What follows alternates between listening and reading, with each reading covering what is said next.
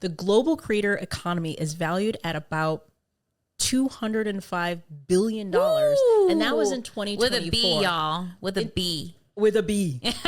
Like bad bitch billion. Yeah. Like even John was worried about me, that he's like, dude, like you need to stop. Because I was depressed. And you guys, I'm home. I'm a housewife. Like, why am I depressed? Like why am I mad? What's up, listeners? Get ready for raw, unfiltered, laugh out loud conversations among friends. So take your bra off, get comfy, and let's jump into our show. Well, it is another beautiful bras off day. Hey. And guess who we have back? I've missed your face. I know. Look at you glowing. What have you been up to, my dear? So I turned 40. Hey!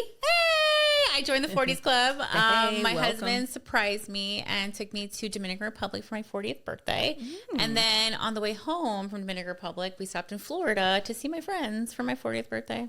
No, that's a good man. That's a good man, Savannah. I know. It was literally, and it was funny too because it was a surprise, but our flights were so delayed going back to Florida that he was like freaking out. I'm like, babe, why are you freaking out? We're just stopping in Florida. Like, what's the big deal?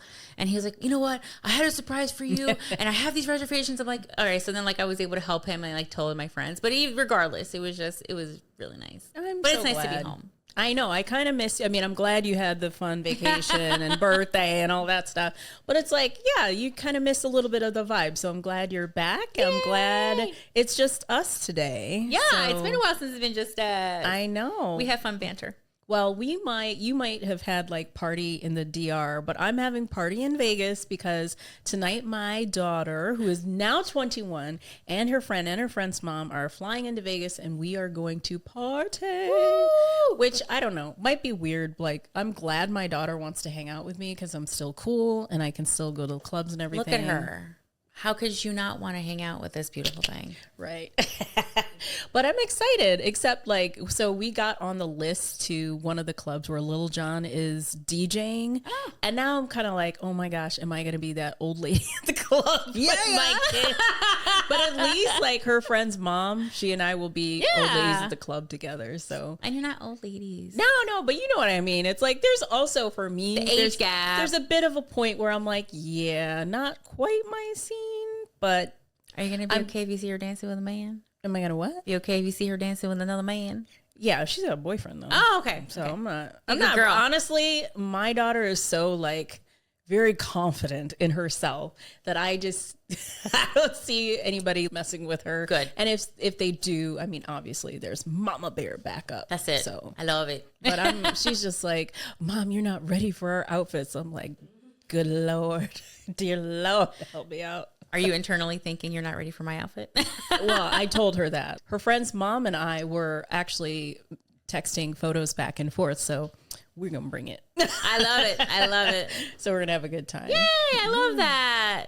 So you were able to unplug a lot during the vacation. Yes. But interesting, something happened to you while you were like at least moving into that vacation, which really helped you unplug, maybe not in the way that you thought. So yeah, so we'll even back it up a little bit more. So we all know, well, if you probably don't know, but I'm a huge Bad Bunny fan. So the whole riff with everything going on for the Super Bowl was really annoying. And I'll be honest with you too, I actually had a moment. I got the Benito Bowl t-shirt and I went out and I had somebody spit at my feet. Are you serious? No. I mean, you know, I shouldn't say are you serious because honestly, these last couple of years have brought out the absolute worst in a lot of humans. Yeah. But like, and I that's think some bullshit. Yeah. And it was really, it's something that like, it was kind of like a disbelief. I was at this place called Slim Chickens. John ordered a bunch of food for us to have for Super Bowl. I went to go pick it up. And when I got there, I heard like the scoffing. There was like a family sitting outside and like, you know, I was whatever. And when I walked back out to go to my car, they like spit at my feet, or one of the gentlemen spit at my feet, or the guy spit at my feet. And I was like thinking like, really? Like, it's a t-shirt. It's a person. Who cares? What, like, you know what I mean? It's just one of those things. But then I think about like, imagine if they were like inclined to do something worse. So anywho, so for me, it was like the political climate of the country, watching everybody, what they were saying, people that I know that we have. Here's the thing. I understand that like in life, it's a both and, right? Like, right. There is like we can go into a whole tangent about those things. But for me, it was just like my heart and mine couldn't take it anymore. Yeah. So I deactivated you guys, I have like 4 Instagrams. So I deactivated them all. And so right before I went on vacation, for me, it's like I have my mom, my sister, my friends, my in-laws, like, so having to like check in with them on vacation every day, I was like, you know what, let me just reactivate them so I could just let everyone know like I'm alive. Like I was like, let me just at least do like a proof of life reactivation, you know? And when I went to go reactivate my professional account, it won't open. Like like every time I log in, it kicks me back out. And then my friend, she was like, well, why don't you just try signing into the other one? So I signed into my personal one, got in, and still I couldn't get in. So it's been kind of like a fight going back and forth. And they even told me that you can verify my private account, because if you verify, aka blue check mark, your Instagram, that's the only way you can talk to a customer service representative. Yeah. Mm-hmm. So that's how I was able to now open a case, talk to somebody, have them work on it. But it's been already 2 weeks and nothing's happened. So I don't know if it's a good thing, but it's funny because I was doom scrolling heavily. Mm-hmm. And what's nice is now I'm just going to my stories, and whatever I don't see, I swipe out of. I don't really scroll. I'll see my friends, see what they're up to.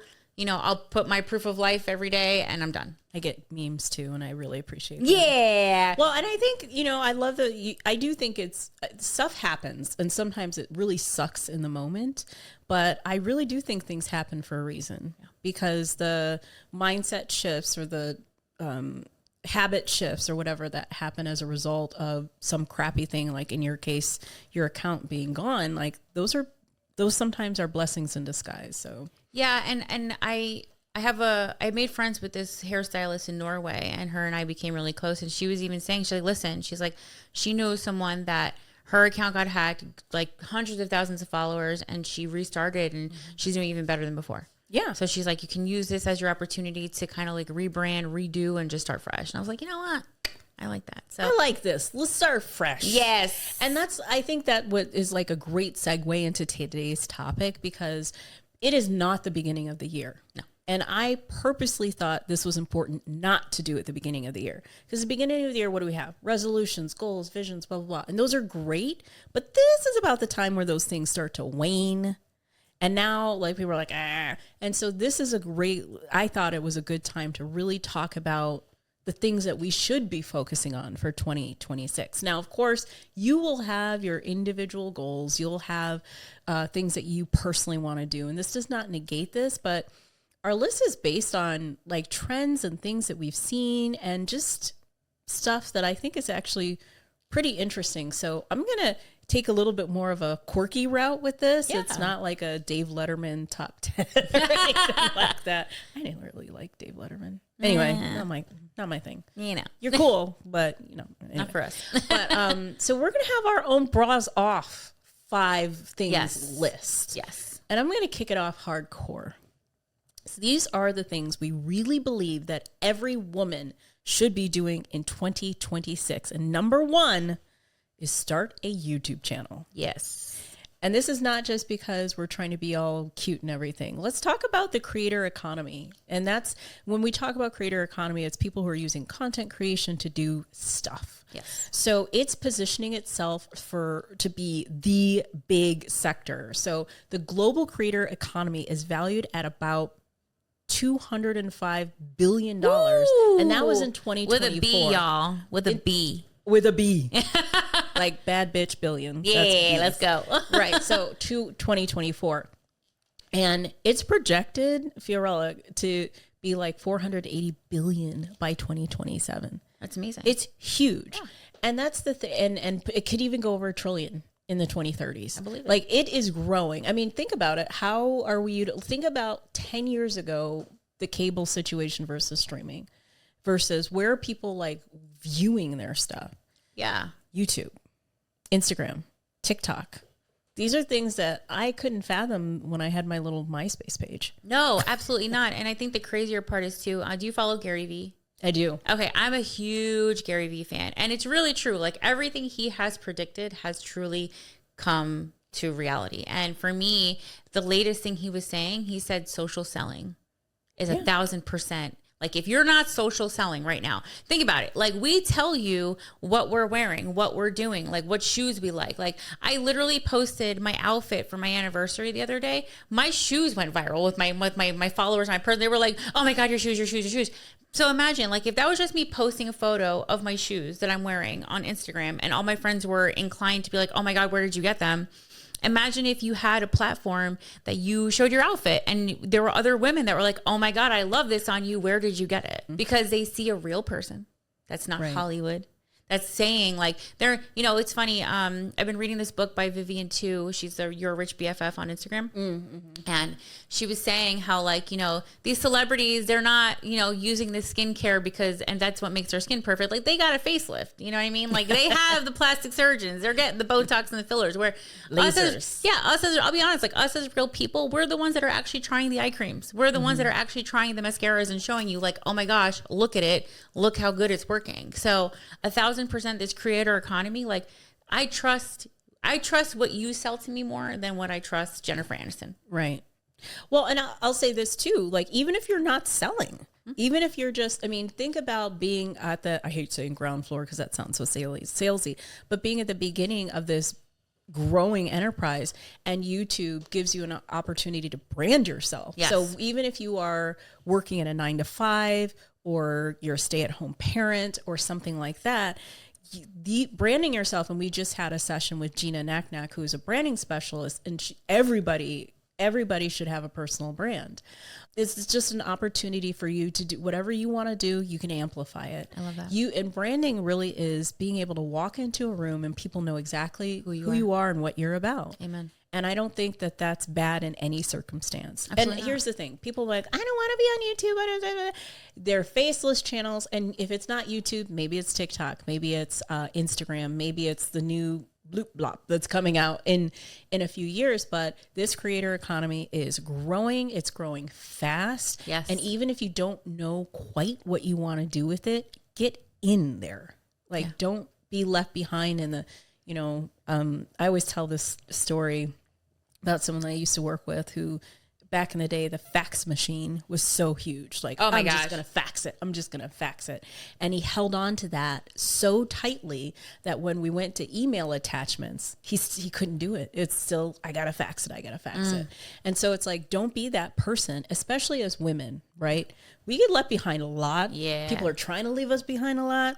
Fuck that. We want to be on the ground end. Take the space. So 2026, if you don't have an online presence, a YouTube channel, something, think about what that could look like for you. Absolutely. And get in on that, because 100%. I don't know if I've ever met anyone who says, I don't want to be part of the new economy. I don't want to be part of something that's growing.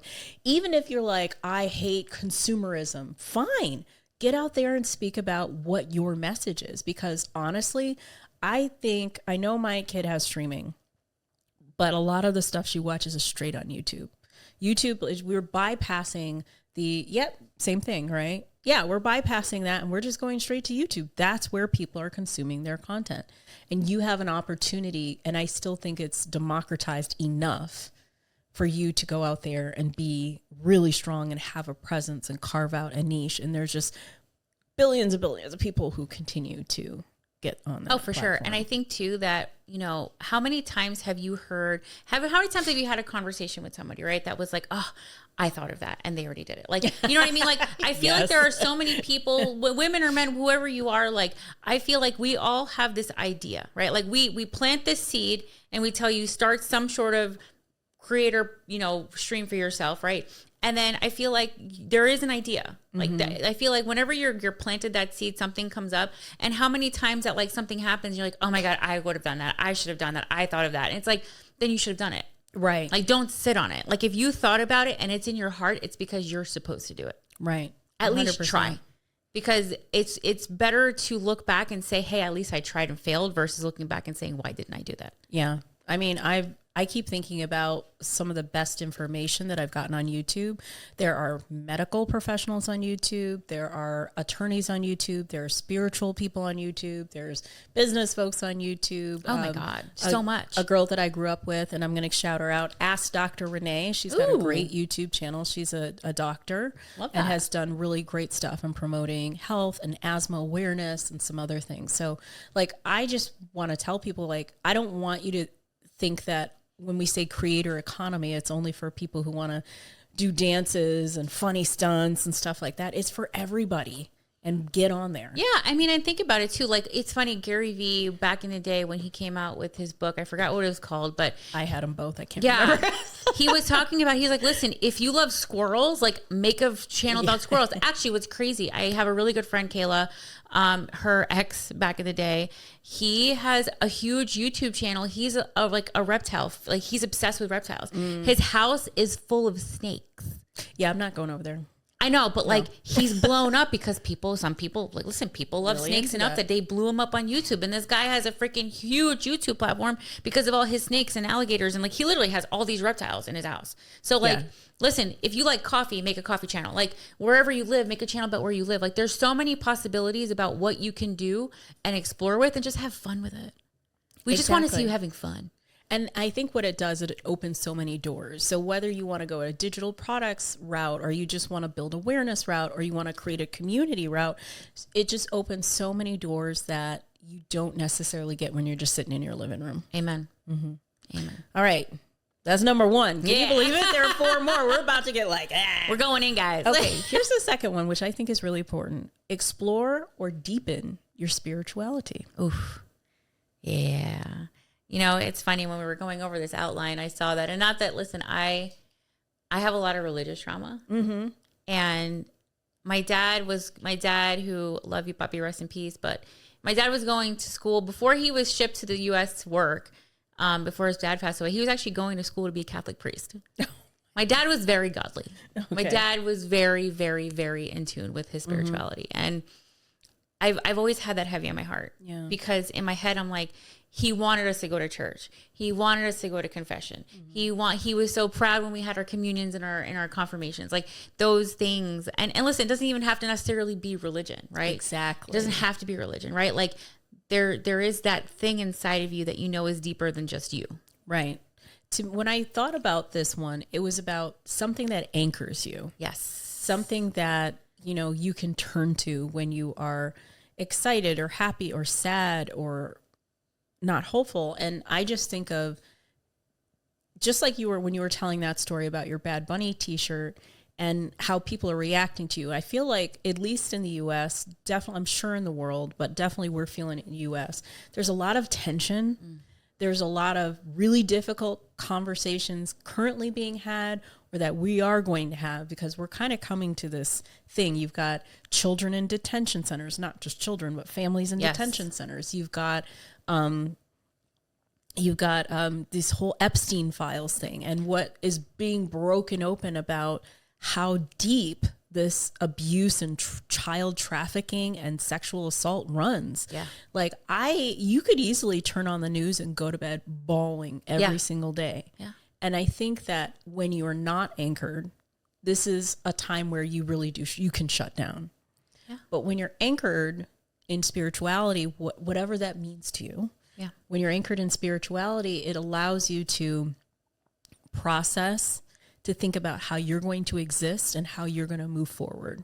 Absolutely. And I'll be honest with you, I think that was one of the biggest reasons I really wanted a social media break, because it was, you know, it's kind of, I don't know if it was because of my algorithm or whatever it was, but it was getting so heavy and so negative and so violent, you know, and I was getting into a deep, dark place that I didn't want to be in. That, like, even John was worried about me, that he's like, dude, like, you need to stop, because I was depressed. And you guys, I'm home. I'm a housewife. Like, why am I depressed? Like, like, why am I mad? Like, I'm taken care of. I'm alive. I'm here and breathing. Like, you know, so it's one of those things where it's like, sometimes you just got to like cut that off and remind yourself where you are, be grateful for what you have. And like you said, tap into that spirituality and just have that faith and confidence and gratitude for what you are in and what you have. Yeah. I was raised in the church and raised Christian. I'm a practicing Christian, not this Christian nationalist BS. Those people, I'm not associating myself with them, but I do still follow online some of the pastors that I practice with in Michigan.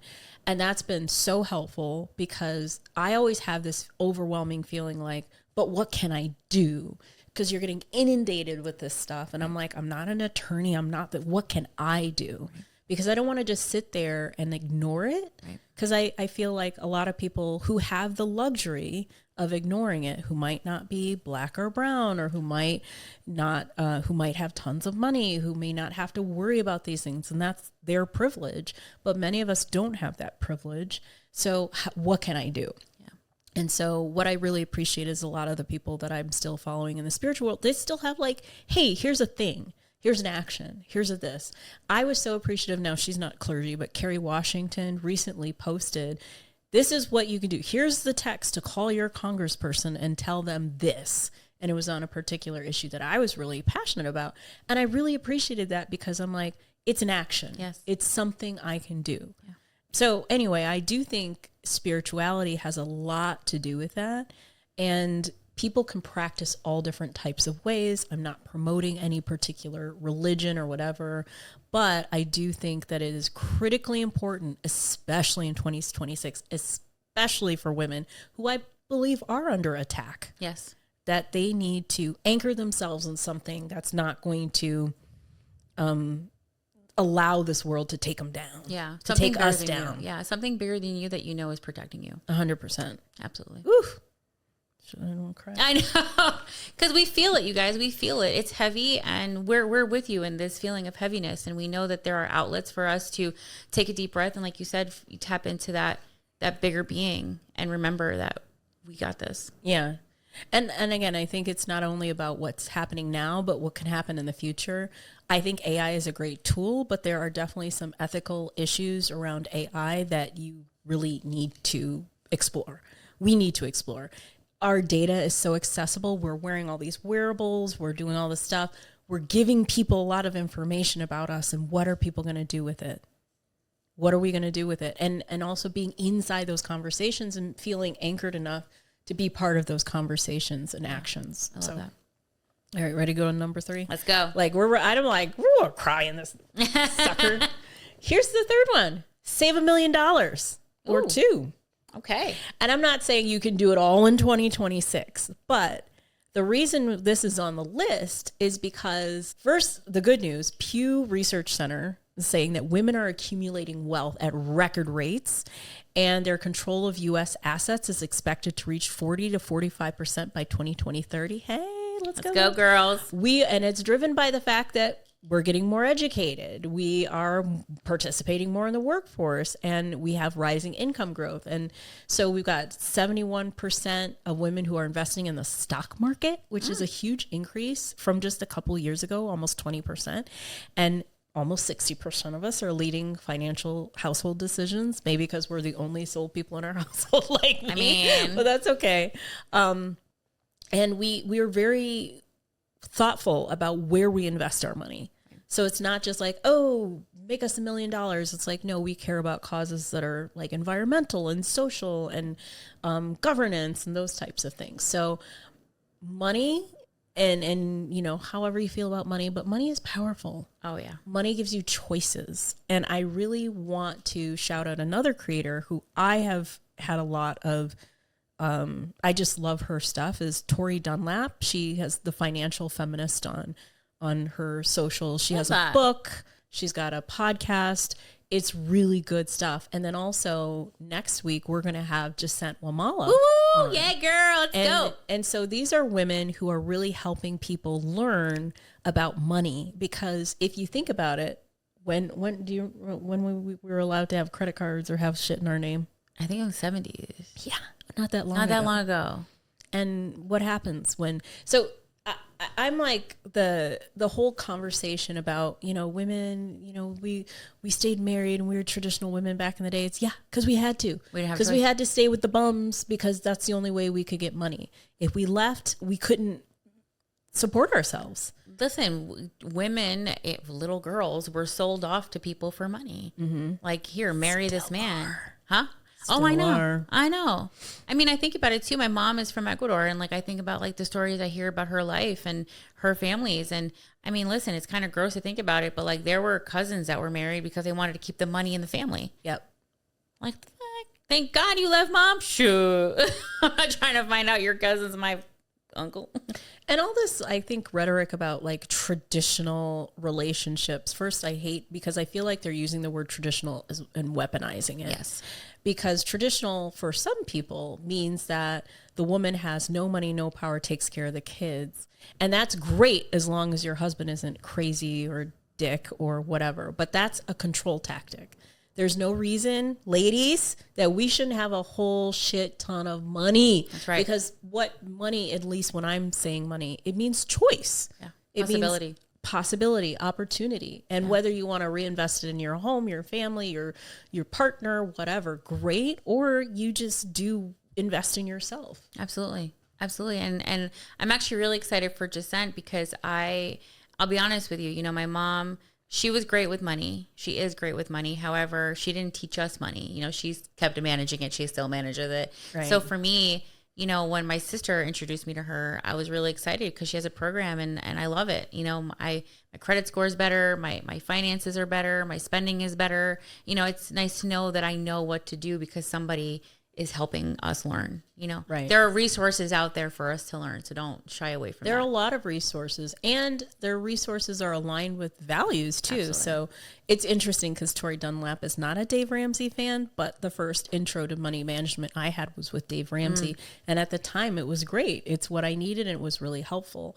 Now that I've matured, now that my situation is different, now that I can express some other values that I have, Tori Dunlap is great. Descent's program, which I want to say it's like financial clarity, and she'll talk about that more when she's on.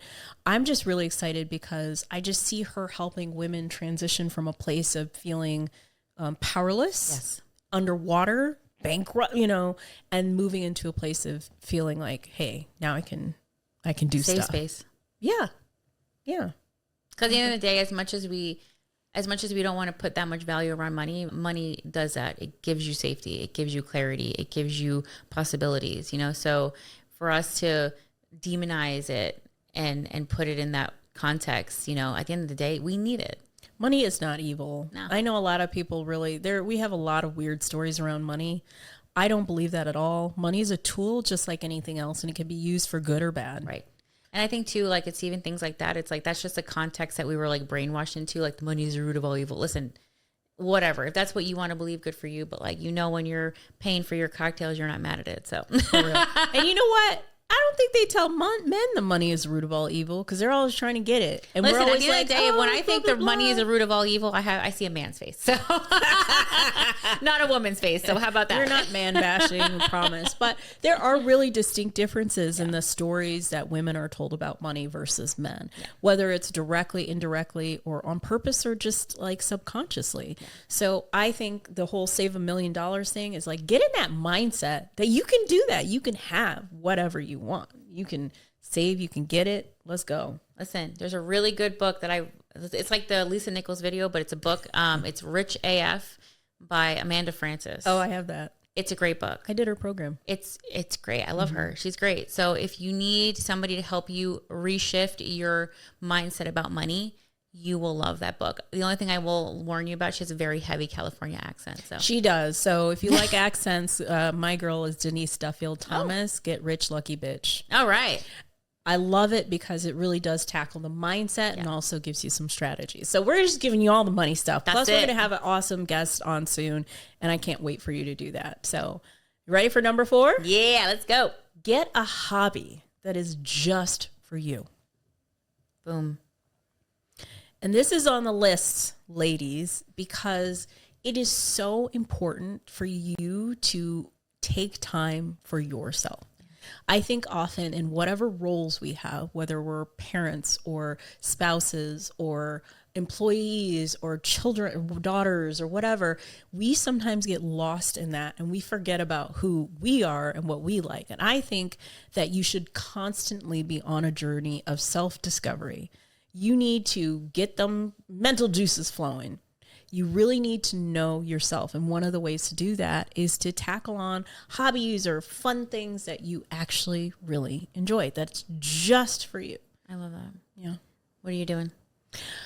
I was like, of course she's going to put me on the spot. One of the things that I do that honestly is just for me is exercise. It's always been my thing. So not to say that I see couples at the gym, which I always think is so adorable. And not that I wouldn't want to work out with someone, but the exercise and how I push myself and going at 5:30 in the morning, that's me. That's me time. And I love it because I get the mental space to challenge myself. I get my best ideas in the middle of the workouts. I feel really good. I nerd out on health information. So I'm the person, I'm not just going to the gym. I'm reading articles, I'm reading books. I'm like, really want to know about the body. I think it just, health is super important to me. And so the gym time, I always call myself a gym rat, a meathead, gym head, whatever. I love that because that's just me. Yeah. What about you? What's your good stuff? It's funny. I've kind of tapped into the similar, getting back into, I don't want to say I've become a runner, but I've been walking a lot, and I kind of added some like little jogs and sprints in between. And my latest, I was able to pretty much slow jog my last run or my last, walking exercise. And I did it the whole 5 miles. That's amazing. I was impressed. I was like, wow. And it felt good. Like you said, the whole time. I mean, I had my headphones on, but they died like halfway through. But I feel like it's true. Like you said, like I'm in such a good headspace when I'm doing it. Like, it's like, yes, it hurts. And it's like, holy crap, I'm doing this. But like when you get out of that mindset, like you start thinking about, you think about possibilities. Like if I can do this, what else can I do? Yeah. I have another one too that I've been working on.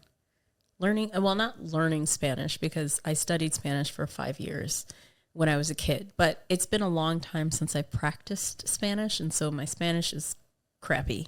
It's bad. Well, it's not bad, but it's slow and it's hard for me to speak just off the cuff. And so I started real slow by just listening to Spanish podcasts. So Intermedio. I love that. That's really great. And then I'm researching a couple of apps so I can do the AI practice. Because the thing is, like, I can listen and I can understand, but I need to practice. You gotta get your hands in it. Yeah. I really want to start salsa dancing. Ooh. Yeah, I know the basics. I was literally taught by like a friend growing up, and she was a girl that I pretty much taught the lead part. So for me, it's like when I dance with my husband, it's weird. So I'm like, no, I'm just gonna go dance for myself. Yeah, learn for myself. Because for me, it makes me happy. So exactly, it makes you happy. Also, mental stimulation is really important, especially as we get older. We don't just need to keep the body active. We need to keep the mind active. And you can do that by learning new things, picking up new skills. Chris Hemsworth had a show, Unlimited, on Disney, Hulu, whatever. And there was definitely, he talked about that. Like each episode is him trying something like really crazy. But they talked about just the very first episode was him learning how to do the drums, and he ended up playing the drums for Ed Sheeran. Yeah. And they talked about like how your brain has to work to really learn something new, a new skill. You have to retrain itself. And those are great for longevity and just mental and brain health. And so I think doing something for you helps you know yourself. It helps improve your brain function. It helps you just enjoy life more. Yeah. And I can't think that that's bad. So in 2026, go find something you want to do. Yeah. Do it. Just do it like Nike. All right. So this last one, number 5, is one near and dear to my heart. I have a lot to say on it. So please, Fiorella, jump in because I could just take over this the whole time. And it's broaden your healthcare team. Yeah, I don't have a big one, if not any at all. So that's huge for me. Mm-hmm. And the reason I say that is because like the reality is women's health and men's health are light years apart. What we know about the women's body is nil. People are not researching it. Nope. Lupita Nyong'o, and I hate because I usually butcher her name. She just had this really great conversation about fibroids. She had 50 fibroids. 50. What? Now, this is a woman who has money, access, and all this other stuff, and she's still dealing with those same kinds of women's health issues that many of us deal with. And fibroids, for example, are something that I want to say like almost 60% of women deal with, and 80% of them are African American. 80% of the African American women will probably have fibroids. And for me, the reason I had a hysterectomy is because I had large fibroids that started pushing on different organs in my body. So like, these are big deals. And I don't think just going to your doctor cuts it anymore. No, absolutely not. And then to make it worse, it's, you know, we even talked about it like one of the last episode I was on, like, you know, we're not taught about hormones and how food affects us. And like, you know, I recently saw a video about like this girl was learning that there's not enough fiber in our diets these days. Right. So like she was saying that like women who are menopausal or even perimenopausal, like having a cup of beans a day actually helps with like symptoms like that. So it's like learning. I mean, listen, I'm not going to go crazy and call my healthcare team TikTok. However, it's one of those things where I know like I need to find a good endocrinologist who can tell me about my hormones and my blood, my levels, whatever, and figure my body out for me. Because if we don't know all of that, then how are we going to keep living the way we're living, not knowing what's affecting us negatively or positively? Yeah, I think we really have to take more control. And so when I think of broadening my healthcare team, it's not just traditional doctors. It's Western medicine, or Eastern and Western medicine. It's me being educated. And I'm glad you brought up hormones and perimenopause, because we got to have an episode on this. But one of my favorite people that I follow, again, another thing to do a YouTube channel or something, because I found this person online. She's a doctor, Dr. Amy Shaw. I know I've mentioned her. She just actually is getting ready to publish a book called Hormone Havoc. I started following her because I was having perimenopausal symptoms. And one of the things that she said that has always stuck out to me is we assume that we have to go through life and go through this change and feel horrible. We don't. There's so much information. And most of the stuff that she talks about is nutrition and studies about like heat therapy and so on. I mean, this is basic stuff that most of us have access to, right?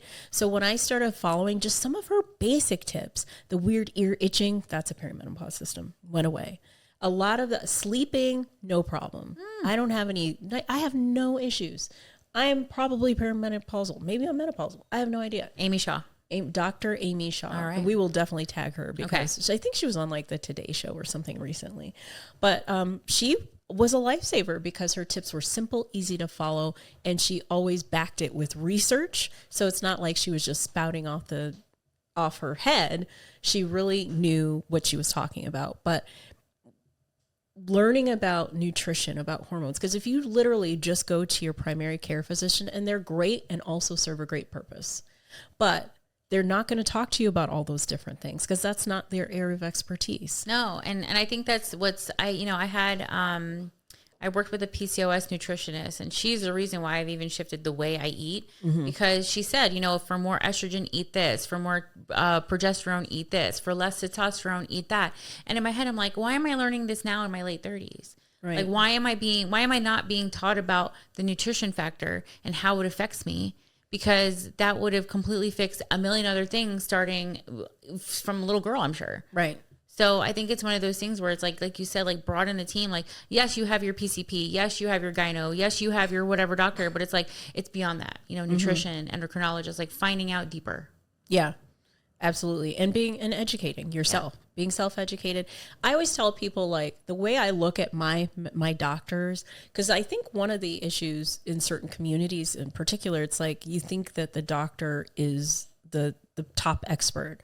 You are the top expert of your body. Right. The doctors are part of my consulting team. Right. That's the way I look at it. Right. And I want They're on your payroll. And I pay them. We do pay them right. through our insurance and things like that. So the first thing is, if my doctor sucks, they're off the team. Right. If they're not listening to me, they're off the team. If they're not sensitive to the things that I say, they're off the team. Goodbye. And I also have agency, because I remember, especially when they started asking certain questions after a lot of the laws passed about pregnancy and abortion and stuff like that, there's some new questions that came from the doctor. And I was looking at the person checking me in, and she's asking me questions. I'm like, I'm not going to answer that. And she's like, well, we have to answer that. I'm like, well, I'm not going to answer that. So we can either continue the appointment or I can leave. Which do you want? And you could tell she was frustrated with me. But guess what? I don't have to do shit. this is my private health care, and I'm coming in and I don't want to answer these questions about these things which have zero to do with the appointment that I'm getting ready to have. So I'm just not gonna. Good for you. I love that. So I do think expanding your health team is really about agency, making sure you have agency, making sure you know your body, that you feel comfortable expressing yourself, any weird symptoms, anything going on, and having a broad enough understanding of health and wellness so that you are able to take care of yourself and have this great life and save $1 million and be a YouTube creator and have your hobby and all that good stuff. Listen, it's the only temple you're going to have. And if you don't take care of it, who's going to do it for you? That's right. That's right. Yeah. And latest thing I'm on, this might be a hobby, peptides. Oh, yeah? Gina was talking about that too. Yeah. In the last episode. Tell me about it. Don't ask me now. I still have to read, but Lord have mercy. I'm like, I feel like I'm behind in this conversation about peptides. Are you guys taking peptides outside of the GLPs? There are a whole host of peptides outside of GLPs. Oh. And GLP has been great for me. So I'm not complaining either, girl. So yeah, that's our top 5 list. No Dave Letterman here. This is what women should really be thinking about in 2026. I think these are the big important things. Now, you might disagree with this list. You might have a 6th one for yourself, and that's fine. I really want you to share that with us. And where can we find us now that your other Instagram is not there? Where are we finding Fiorella these days? I am on at Fiorella Zengotita on Instagram. We'll make sure that's in there because you want to talk to her. And of course, I'm at Finally Jennifer, both on Instagram and YouTube, and that's where you can find the Bras Off podcast. Yeah. So out of these 5 things, Fiorella, like, which is the one that's closest to your heart? Honestly, finding my healthcare team. I really want it. Like I said, this is all I've got, and if I don't take care of it, no one will. So I got to start putting more effort into taking care of me, for sure. Yeah. I think for me, it's deep in spirituality, because there's a difference. I grew up in the church. I believe in God. And it's a relationship. Just like any relationship, you have to nurture. To work on it. And I feel like I could do a better job nurturing that, because this is also a time where I'm faced with personal big decisions, and the world has big decisions, and I want to make sure that I'm equipped to deal with that. Mic drop. Mic drop. Anyway, that's us for today. That's it, guys. But really excited because I want to see if you're trying any of these 5 things. Make sure you reach out to us. Let us know on Bras Off HQ on Instagram, or you can find me and in the Bras Off podcast on Finally Jennifer, and of course Fiorella Zengotita. And yes, you may not be able to spell it, but check the show notes because we want to make sure you reach out. Anybody we mention, because we really do want to support other creators, providers. People have really great information. Those will also be in the show notes. So if you didn't quite catch it when we said it, or you're listening to this in the car, just make sure you go to the show notes, and we'll link to everybody who is awesome. Yeah. But have a great day, everyone. We'll see you next time. Thanks for listening to Bras Off. If you love the show, make sure you go to brasoffpod.com to subscribe and join our community.